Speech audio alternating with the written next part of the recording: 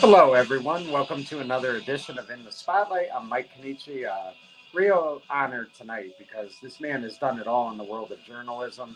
He's been a writer, an author. He has written many books. We're going to talk about a couple of them, but he has a collection of knowledge that he's going to share with us.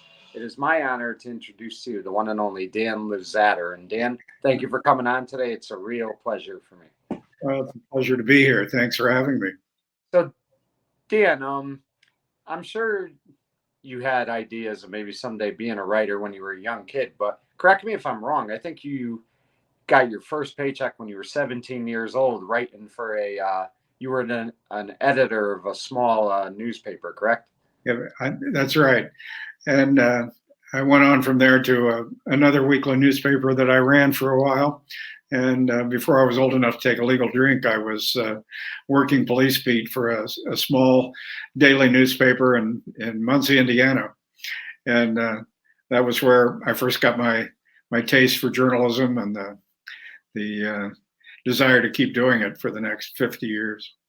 And Dan, I think sometimes people don't understand that, you know, anybody that covers news, whether they cover it for a radio station, a newspaper, people don't realize in the beginning when you're getting your feet wet, things of that nature, you don't make a lot of money right away. So, I mean, you're doing it more, I don't want to say as a labor of love, but you're doing it because you do have a passion for it. But the money, I think people sometimes forget that the money isn't great in the beginning. Sometimes it could take you, you could,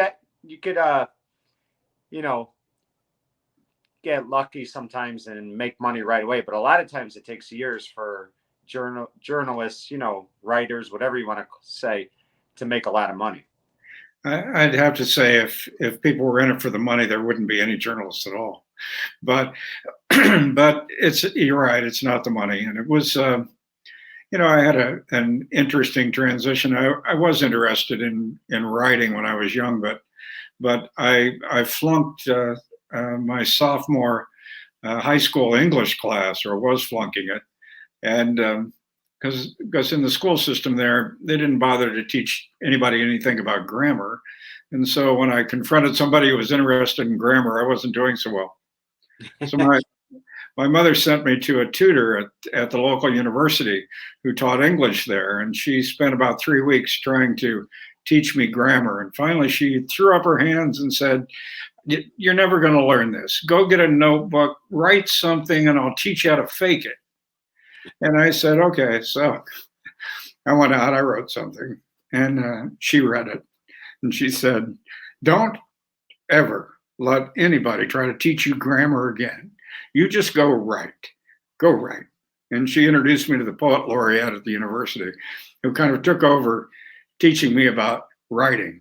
And he taught me about rhythm and about the music in the words. And that's really what got me hooked. But when I was doing daily journalism, then working police beat and seeing things I'd never seen in my life, like people recently deceased and the police on the front lines, I got a real taste for that as well. So that kept me in journalism for a good long time. Right. Dan, we're going to talk, a little more about street talk. It's one of the books that you had published not too long ago. But one of the things in the book that you said, and I really, was fascinated by this because I do believe that this is true, is that you were writing when local news was as big as anything. No matter where you lived, whatever town it was, people wanted their local news. They wanted their local newspaper. They were glued to it. They read the national newspapers, but those weren't intriguing to them like the local newspapers were. And now, I mean, you said it, and you're at 100% right. Local news is gone for a lot of communities. How did that change you in a lot of ways? Well, that's a big encompassing question, but the world that I grew up in with daily newspapers, your description is pretty much exactly right. People turned to the newspaper to know what was happening with their neighbors, with their friends, with people they didn't know, with people who ran the community, and it was the first place to go. People were interested in that local that local news and all of the things that newspapers used to report. I'm reminded as I've been talking about journalism that one of the things that newspapers used to carry in their columns were property transactions. And they carried records of marriages and divorces that had been filed and court cases that had been filed. And later on, as I began to do investigative reporting and got into the more sophisticated ends of doing complex reporting, it was those kinds of records that really helped me find things, taught me how to research. And so much of that now is missing because newspapers have closed and they've changed the way they do business. And we've shifted in this country to paying attention to national news. We turn to MSNBC or to Fox News or to CNN, and we look for reporting, but what we hear more than anything else is opinion these days. And so I think we've lost something in journalism that's dramatic and important and doesn't get very much attention with the death of newspapers and the hiring of younger staffs who are inexperienced to work for even less money than I worked for. You lose some of that experience and that institutional knowledge that came when old-time reporters in rowdy old newsrooms used to teach you how to find the source that would get you through the story on deadline. Yeah, and you talked about this a couple seconds ago, and I was going to bring this up as well. But the stuff that any local newspaper had, I think of my local newspaper closed down, I'd say 30 years ago, and it was a sad day in our community because we loved that paper. But you could go to any of your local libraries, and they have all that old stuff on file, with the microfilm and stuff. And it was amazing to me, Dan, because I would look at stuff from the 50s and 60s, and just the reporting and just the coverage that these papers gave. Like, it'd be crazy if, somebody passed away. The next day, that obituary was in the local newspaper, where nowadays, if somebody passes away, it might take 2 or 3 days before it makes the paper or makes it online. It was there the next day. Same thing with if you were trying to find out town hall meetings or police briefs, whatever the case might be. This stuff was always in these newspapers. And I really applaud so many people like yourself who gave people everywhere the best possible news that they could get. And to me, there's nothing like local newspapers. That's no disrespect towards the national ones, because the national ones are going to tell you about stuff that you're not going to find out where you live unless you read the national newspaper. But to me, there's nothing like a local newspaper. It's almost like having Christmas Eve every night. Well, there's also things about that structure that we miss that we don't realize are gone. So the local newspapers not only told their local community what was happening, but the news that was produced by the reporters in the newsroom was then the pick of those stories, or the ones that were interesting or truly news, were put forward to UPI, United Press International, or to Associated Press, and those stories would go out across the wire, and they would appear in papers all over the country, and that was part of what helped sew communities together. I think as a nation, we were reading about what was going on there in Muncie at the Muncie Star. We were reading in our paper what was going on in Reno, Nevada, in a small story about some event that happened that was of interest, and they in Reno were reading about some small event in Indiana that was of interest. But mainly, we have lost that feed. We have lost the reporters and that network of reporters who contributed those pieces. And so as the ever shrinking news staffs have lost experience, they've also lost contributions to the larger reporting network. And that's a serious thing for that whole system. It's gone. And Dan, interestingly enough, you had a unique situation, or kind of a tricky job, because you're covering news, but at the same time, you're also like an investigative reporter too. So, I mean, you're, I don't want to say exposing people, but you are looking into what this person's doing, the things that go on in their lives, you know, anything that might be a little out of the realm. So that's tricky in the sense that you're going to offend a lot of people, even though you're doing your job. You're going to upset some people sometimes. Is that something that's tough as a journalist for you? Because there are times when you're not going to make everybody happy. Well, I think if your goal is to make everybody happy, you're not going to tell the whole story of what's going on around us. I think I came to realize that lesson fairly early on when I was covering police beat and getting to know cops. And sometimes there were stories to report that were not favorable to the police, and I would be down on the beat the next night. In fact, one of the things I enjoyed telling about was when I was a young reporter, still too young to take a legal drink. And I would work a shift and I would get done at 1 o'clock in the morning. And I would go down to the paper and I would pick off 50 copies of the paper that was rolling off the press, throw them in my car, and drive down to the what we called the traps, places where you would find accident reports or the fire station. And I always went to the city detective's office last and would take a bundle of papers in and throw them down on the desk. And as soon as I did, the detectives would pull out a bottle of whiskey and they would pour a drink all around, even for the kid, you know. And so there was no hesitancy for them to pick up the paper, read my story, and tell me what a bum I was right there on the spot. But they did it in a good natured way, you know. So you learn to get that criticism. Later on, I took on high profile stories, and I did an investigation once into a national vocational school that was uh, earning a lot of money out of the guaranteed student loan program and filling the pockets of politicians with campaign contributions in the process. And I had private detectives on my home 24 hours a day. They were watching from a railroad track to see who came and went.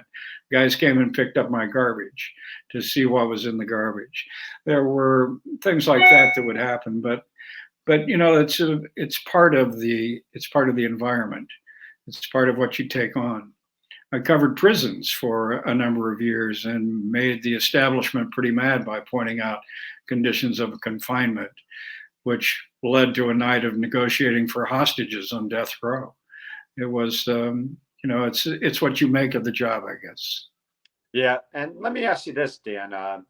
I know just when I was at Connecticut School of Broadcasting, our teachers who, you know, they worked in the radio business, they worked in TV, they would always tell us that when it was your downtime and you weren't working, and you mentioned how you were staying up you were leaving work sometimes 1 or 2 in the morning.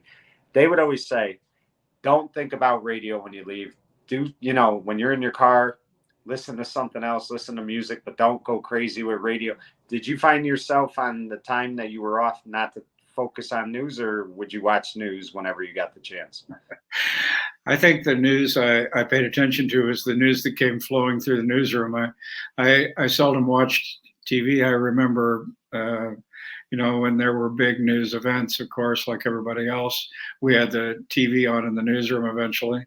At the start, not we didn't we didn't have a TV in the newsroom, but I was mostly living, you know, the news more or less, at least in our local community. Right.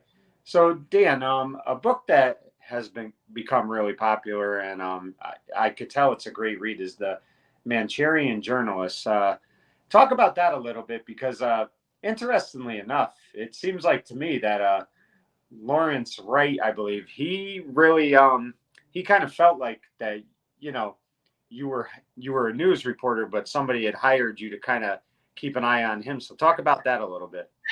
Well, the book is investigative in nature, but it talks about the history of how I happened to take a look at Lawrence Wright and the issues that I found surrounding him, which involved a network of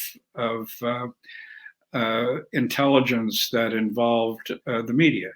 and saw the recruitment of individuals into the cultural media, from literary to movie to journalism and magazine writing. The you know I was freelancing. After a long career in newspapers, I left daily newspapers after covering Columbine in Denver. I worked for the Rocky Mountain News there, and I freelanced then for various outlets, the New York Times, New York Daily News. I covered Kobe Bryant's legal problems in Colorado, and uh, I was doing work for a financial wire service out of London, and finding plenty of work to do, but I missed investigative reporting, and I I was visiting with a private detective who used to be a source of mine some time ago, having breakfast, and I ran into a reporter for the Denver Post who was about to be laid off, he thought, and had been doing a little freelance work, and asked me about doing that kind of thing and surviving on it. And he mentioned a magazine that was out of Florida that he said he'd done a couple of pieces for, and they were looking for an investigative reporter with extensive experience, and asked if he could give them my name, which he did. The magazine turned out to be owned by the Church of Scientology, and a magazine called Freedom Magazine, which had been published for some years and actually had had a fairly interesting resume. They had done some investigations that made national news, and had been treated with respect. But I knew nothing about the Church of Scientology, or nothing about the history or the controversy surrounding them. But they asked me if I would take a look at the media coverage of the church and do an analysis and a story for their magazine when they kicked off the new edition, to revive the magazine, about that media coverage. And I found some serious concerns. About that time was when Lawrence Wright wrote an article in the New Yorker about film director Paul Haggis, who won a couple of Oscars and had been a Scientologist for a long time and had defected from the church. And Wright used his article in the New Yorker to do a book, to springboard into a book called Going Clear, which had gotten a lot of attention and was made into a film by the documentarian Alex Gibney. So in the wake of that story, which I produced for them, and which never actually ran in Freedom Magazine, I took a look in follow-up on Wright's book. They had made complaints. There were a lot of errors in the book, and he made false claims and cast a false light about the church and what they were doing. I found that there was some credibility in what they had to say. I did see some errors. I did see some things that seemed to indicate to me that it could, as an investigative book, it could have been done in a little sharper manner. But as I began to research Wright, I discovered something very interesting, which was that he had never discussed or written about a very famous and very important person in his family's life, a man who had founded a bank in Dallas, Texas, and then hired Lawrence Wright's father to be president of that bank. And I only came across this individual because of communicating or trying to find bank records to understand more about the bank where Wright's father worked. And I was following Wright's memoir, a memoir that he'd written in 1984, talking about his decision to become a conscientious objector during the Vietnam War, talking about his history going into journalism. So as I was looking at finally found the Texas banking records I was looking for, I found that the bank had been founded by a man named Robert Story. And Story turned out to be a very interesting person in history. He was chief executive trial prosecutor at the Nuremberg war trials. He'd been on the executive committee for the reorganization of the executive branch of the federal government. He was chairman of the board of foreign scholarships, the Fulbright scholarships for the State Department. He was head of the American Bar Association, head of the International Bar Association, and the owner of this little bank in Texas, and also a member of a larger bank in Dallas called Republic National Bank. So I thought it curious that Wright had never mentioned him. And as I began to research Story, I found that he had direct links and close ties to the formation of the CIA. So as I began to pull Wright's story apart about his conscientious objector status, I found flaws, and I found problems with timeline, and I found problems with his description, and finally concluded after several years of research into all of these things and a lot of FOIA requests and the FBI filling documents and the CIA responding and a lot of archival research around the country, I found that there was a network of recruiting for that was sponsored and run by people who were outside the CIA, but were part of a network that was very closely connected to the intelligence community. And they were recruiting people into publishing houses like Harper and Brothers, and into Random House, and into all the major publishing houses, and into the magazines, and into newspapers. And this program was essentially part of the Cold War effort to tell the story of Western culture, propaganda essentially. When the CIA was formed after World War II, their mandate was to gather intelligence internationally, and they were not supposed to be doing work domestically. But as it turned out, they were courting newspaper reporters and writers and poets and artists, cultural figures of all kind, to help them tell the story. And in the process, they were coloring what was going on within the American media.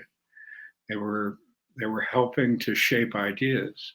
And when I found that Lawrence Wright was a beneficiary or a participant in two of these different programs in which the intelligence community was deeply involved, something called the Radcliffe Publishing Procedures Course in Boston, and American University in Cairo, which was an outpost for intelligence in the Middle East since World War II and a little bit before. Those connections and then his rise into journalism caused me to ask some questions, including questions I asked of Lawrence Wright, for which I'm still waiting for answers. Yeah, and the thing is too, he also felt like you were hired to stalk him. Right. He really believed that, and I almost feel like when somebody is putting that out there, I think he put that out there on Twitter, if I'm not mistaken. It's Correct. almost like, I don't want to say it's an admission of guilt, but at the same time, if he's thinking that way, he's got to have, not everything he's saying is truthful, because why would he go out there publicly and start putting that out there that, you were hired to be an investigator to stalk him? So I found that fascinating as well. And, it's almost like one thing too, Dan, that people forget is that they forget that reporters, they play a big part a lot of times in solving crimes that are going on in the world. I mean, I look at a writer from the New York Post. I had him on my show a couple times, Phil Mushnick. He's been a writer forever. He's really the big reason that the feds started going after Vince McMahon in the early 1990s for steroids and stuff, because he put it out there. He had done his research. He wrote a lot of things. So that's the other impact that reporters have. They do play a big part in helping police with investigations.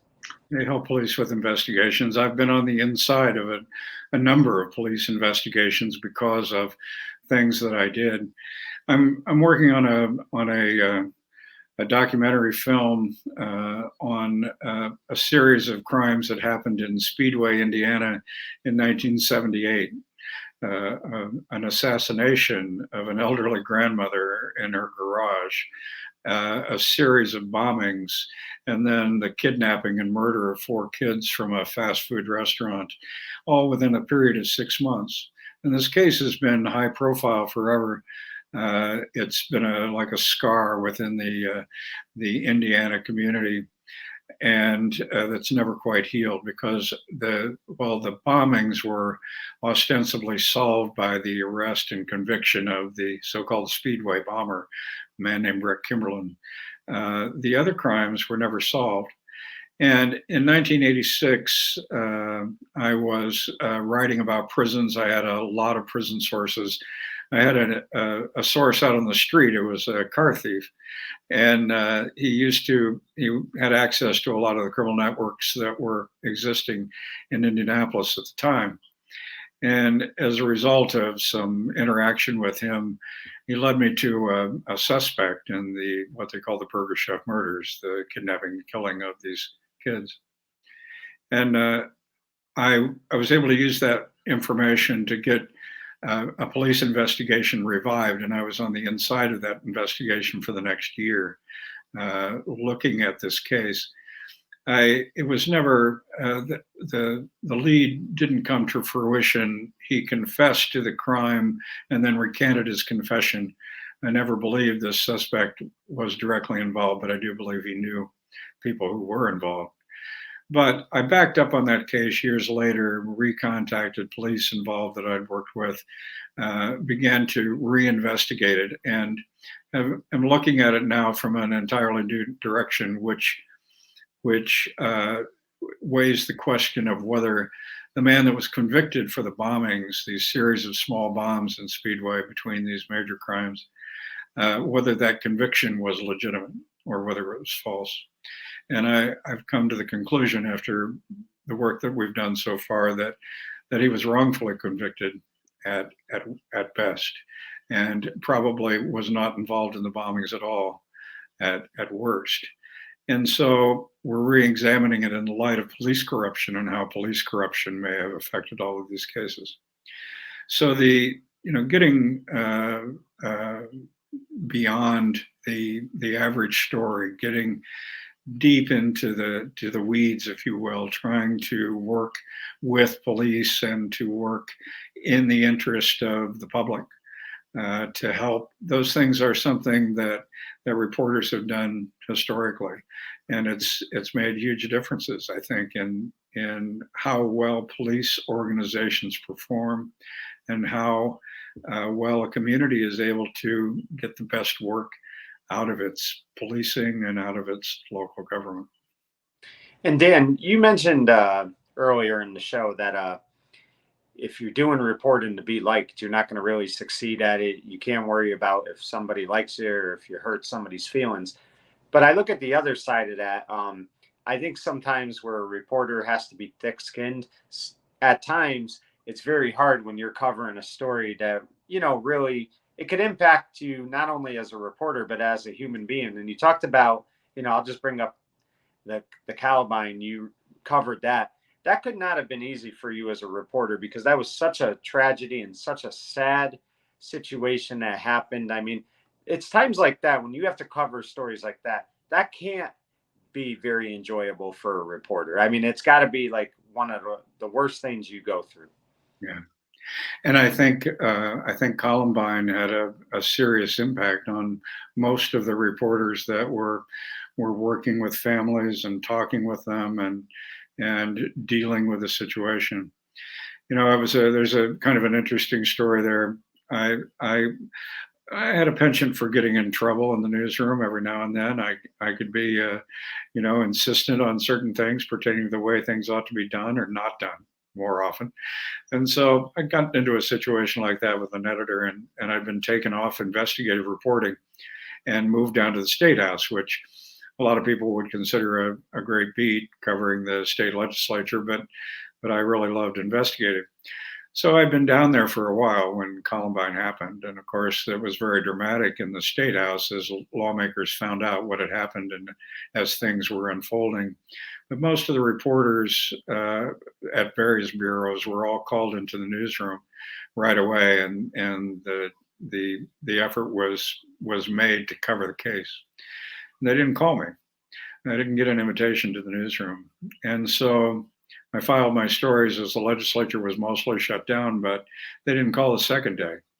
And finally, on the third day, I got a call from the city editor. And he said, "We got a problem." I said, "What's the problem?" He said, we let police beat slide. We haven't had anybody assigned to police beat to cover Jefferson County for a couple of years, and the Denver Post has a regular police beat reporter, and she's making inroads with sources, and we can't even get them to answer the phone. We can't even find out who's running the investigation. And I said, what do you want me to do? He said, can you find out who's running the investigation? I said, okay, give me an hour. So before I was assigned to the State House, I'd done a series of stories on organized crime trying to take over the taxi industry in Denver. And in the course of that, I learned that cabs were being used to run drugs and guns. So I developed some sources underground in the community of informants and people in the drug trade or in the drug and gun trade. And I started calling people I knew in the gun trade because I knew the cops were going to be looking for where the guns came from. And I ran across an informant who told me that he couldn't tell me anything directly, but I might find that the guns had come from the same place as a weapon that was used to kill a Jefferson County sheriff's deputy a couple of years before. So I called the newspaper's library and I asked for them to look up the story on Officer Mossbrucker, and found the name of the detective that did the investigation. So I called his phone. Of course, he didn't answer. I got his voicemail. Told him who I was. I said, I'd like to know where the gun came from that was used to kill Officer Mossbrucker. And about 15 minutes later, I got a call back from John Kickbush. He said, you asked this question of my detective, and I want to know why. And I said, meet me for coffee and I'll tell you. So I met him for coffee. And from then on, our conversation led to me being on the inside of the police investigation from then on. So eventually I saw everything. I saw the videos, the film from the library. I saw, I spent time with police officers in interviews in which, they would exhibit what the extent was of the pain that they experienced. Yeah. So that has an impact, Yeah, and Dan, I mean, that just shows that people think reporters. I think anybody that's in the media, people think that they are, stone cold. They don't have a heart sometimes, but they don't realize what the media, what news people, journalists, what they have to cover and what they have to go through. I mean, they're doing a job, and their job is to bring the best news possible, the best coverage, and tell the people who are watching or the people that are reading, tell them what exactly happened, in every aspect, every detail. And while they're getting paid and stuff, the job isn't always rewarding. And what you just talked about a few minutes ago is just proof of that not, your job isn't always fun all the time. There are very hard moments you go through, and that was one of them right there. Yeah. Well, I would say in general, journalism was a lot of fun. It has been a lot of fun, and I'm still doing it, and I'm still enjoying it. But I think there's important work that's done. It does have an impact. Just like I tended to compare newsrooms, at least in the old days, to the police department. And there was a certain camaraderie within. You experience the same life. You experience the same pressures, the deadlines, the rush, the adrenaline of getting out that big story on deadline, and it didn't carry with it necessarily the same kind of dangers that police faced, but as a result, they spoke a different language. They communicated with each other in a different way. They were their own cultural unit, and we were too, I think, in those days. And so there was a lot that was interesting and exciting about it, but there were also hard things to see. I was back in the old days, all reporters took obits. And that was something that papers always published, as you mentioned earlier, the obituaries of who passed and who didn't. Now you have to pay to get an obituary in the newspaper. But all reporters took obits, and I took a call one night from a funeral home for my own grandfather, and the those kinds of things. I mean, you're part of life, you're objective, you step back, you try to be fair, you try to be thorough, but you're part of the community as well. So those things, they touch you. Right. So let's talk a little bit about street talk. I touched earlier on it, but this is basically stories that you wrote in the 1980s working for the Fort Wayne News Sentinel. And one of the ones I really, enjoyed was your take on the Great Flood. I mean, that was a huge thing that went on. I believe that was what, 1982, around there somewhere. 1982, yeah. Yeah. So talk about just covering the Great Flood, because I mean that, a flood is floods happen, but when it's a big one, it's very rare. It's, a situation that a reporter has to be present for, and that's not an easy thing to be around. Yeah. Well, it was, the News Sentinel won the Pulitzer that year for general local reporting for covering the flood, and the newspaper had been purchased from a local owner by Knight Ridder just immediately before that, and so there were some new people in the newsroom, but the crew of reporters that worked out on the street had worked together for some time, and most of us lived in neighborhoods that were among those that were evacuated for either because the floods the waters had crossed the dikes, or because the threat was imminent. And so reporters would get together at the end of the day because the coverage went on, and there were, we'd gather at somebody's house. We'd talk about where the things were happening, and somebody whose house wasn't in the flood zone, and we would decide to go to one place or another as things were unfolding. So I remember on the night that was perhaps the most dramatic, we were at one of the reporters' house, and there was a report that a bridge was potentially going to collapse, and everybody took off for the bridge. But I had been hearing from a friend of mine who was a Marine captain who was out working the sandbag lines that an area in the neighborhood where I lived, and I had been evacuated in that neighborhood, was threatened and was serious, and I went down there instead. And so that night they were bringing dump trucks full of sandbags down into this neighborhood, and they were on Pemberton. They called it Pemberton Dike, and these dump trucks were driving into yards and sinking up to their axles in mud. And teenagers were unloading these trucks and in sandbag lines, hand to hand, these 50-pound sandbags, stacking them against the thing while big Klieg lights were shining and pumps were running, and it was noisy and frantic. And that's where I reported from that night. Went back to the newsroom. It was 2:00 in the morning, 2:00 in the morning, I think, and I wrote the column that I wrote in a half hour.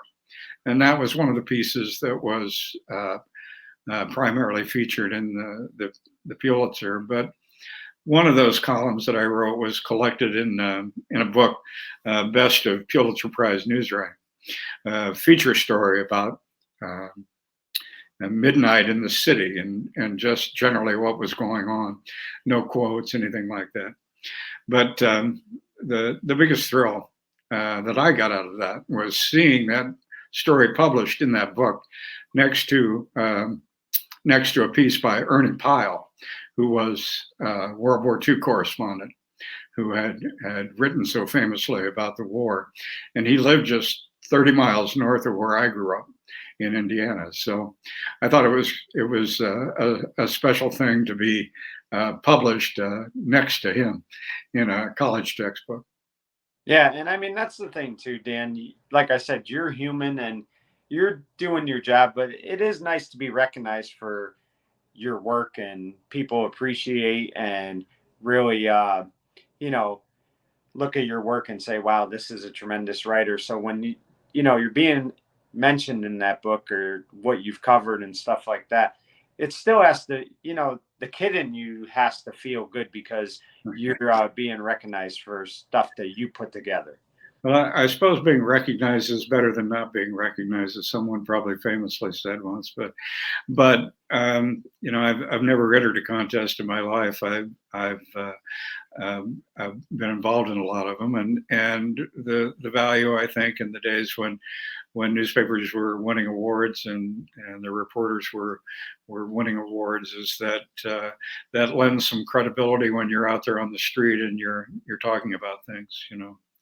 The I used to teach part time at Indiana University School of Journalism and at the Indianapolis campus and at Metro State in Denver, and I used to tell a story about the adrenaline that comes of covering exciting things, and usually I would tell a story about negotiating for hostages on death row. Something that happened when I was an investigative reporter then in Indianapolis.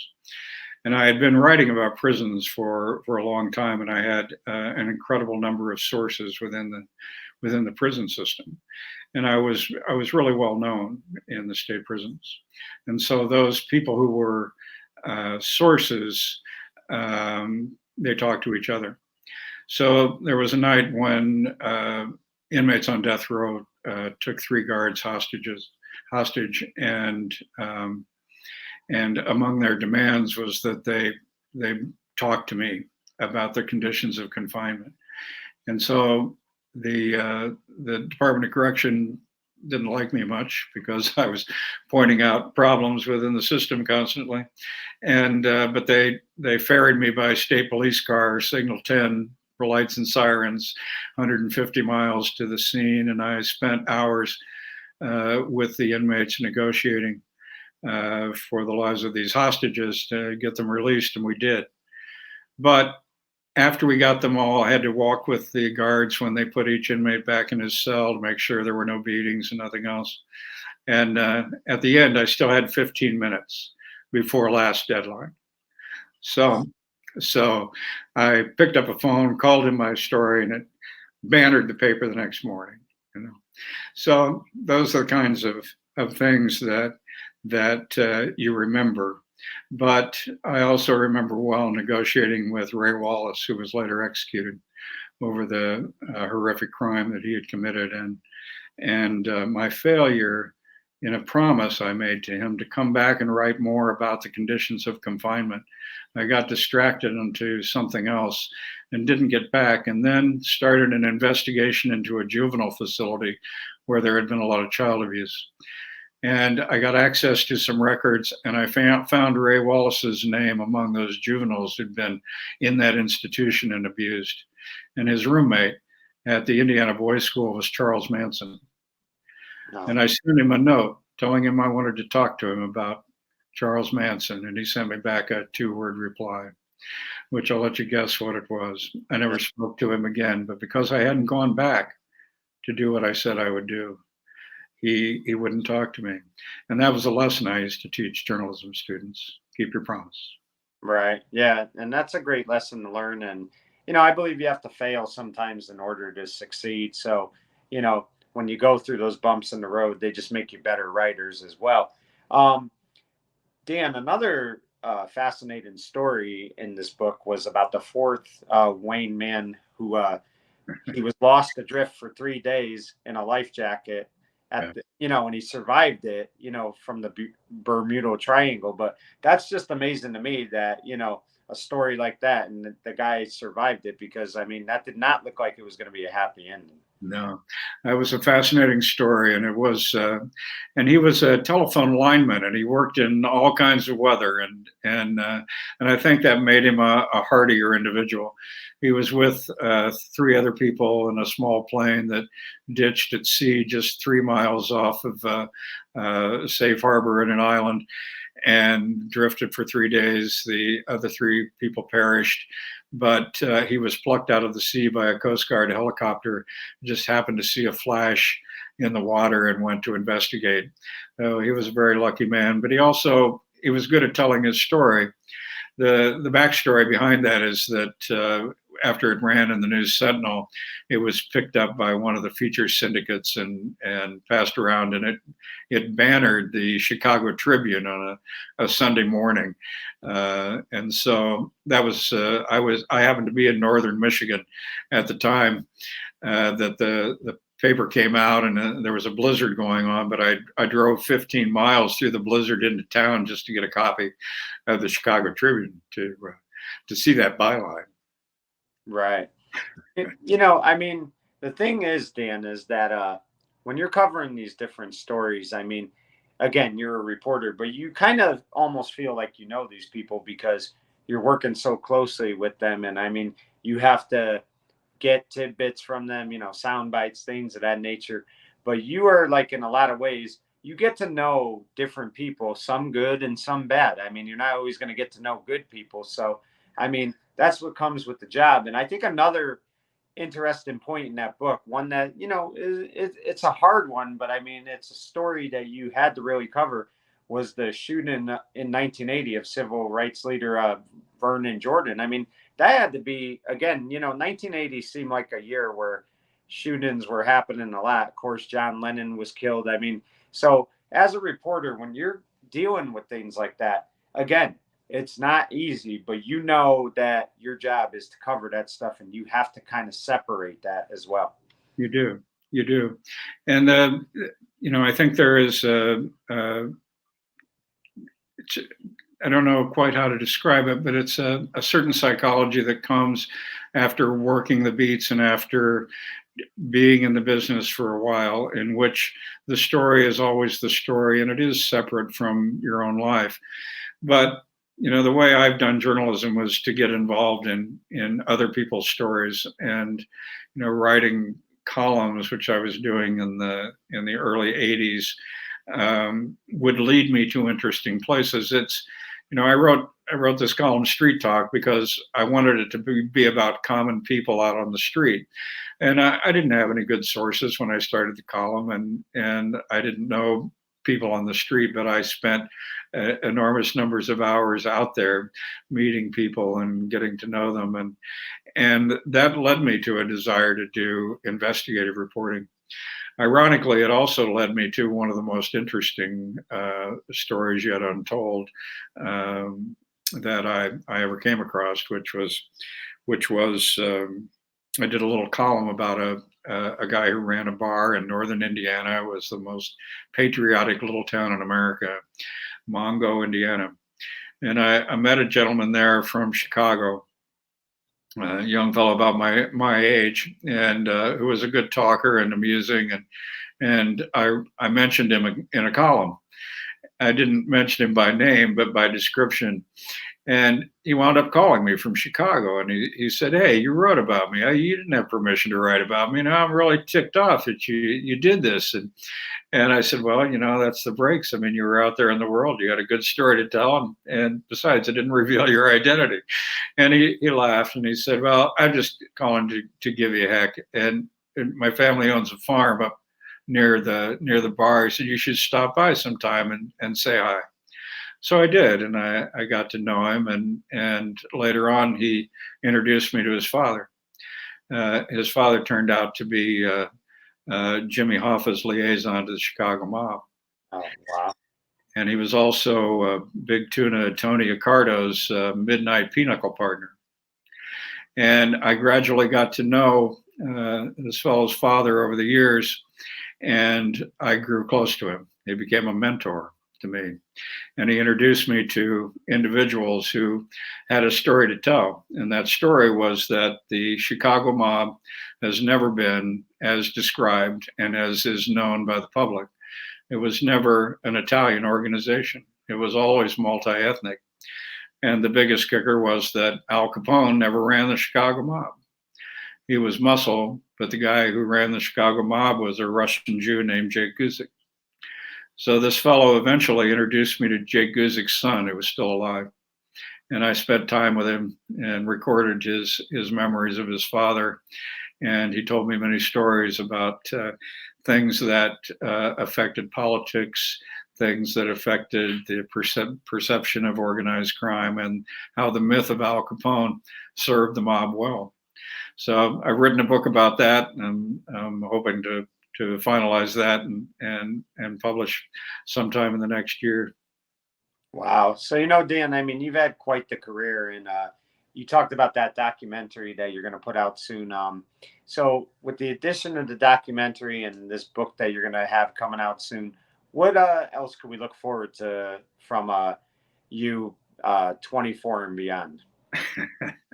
Well, that's a good question. I'm getting up there in years just a bit, and people don't believe I'm still working at my age, but I still get a bit of that adrenaline rush doing this and that. I think the film's going to occupy a good part of our time. We still have some investigative work to do. The fascinating thing about it is it takes me right back to the CIA, interestingly enough, the in a roundabout way, and back into politics. So I'm not sure what might come out of that. I think there'll be a book that goes with the film. We're going to call it The Season of Violence. And we're going to take a hard look at how police corruption infected these investigations and kept these crimes from being solved. So that's immediately on the horizon, and who knows what's going to come down the pike the next day. I may meet somebody around the corner with another great story to tell. Well, Dan, I mean, these books are phenomenal.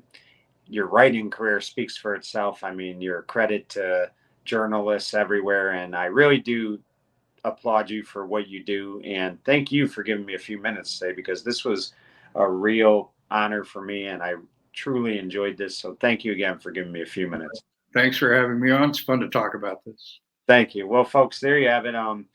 For anybody that's aspiring to be a writer, to be a journalist, to be a broadcaster, whatever it might be, take some examples from Dan because I mean, he has stood the test of time.